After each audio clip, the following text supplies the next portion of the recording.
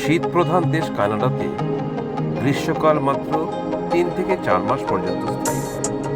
আজকে আমি যে জায়গাটা আপনাদেরকে দেখাচ্ছি টরন্টো শহর থেকে মাত্র 20 থেকে 25 কিলোমিটার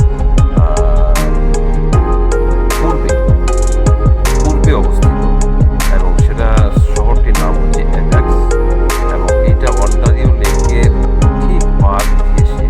একটা সুন্দর মনোরম পরিবেশ, প্রাকৃতিক পরিবেশ এবং আধুনিকায়নের মাধ্যমে যে পরিবেশটা সৃষ্টি করা হয়েছে, এটা যাতে জনগণের এই যে লাইনটা দেখছেন, এইদিকে 2টা লাইন আছে, একদিকে বাইক চালানোর জন্য, একদিকে মানুষ হেঁটে চলার জন্য। এই যে রাস্তাটা দেখা যাচ্ছে একটা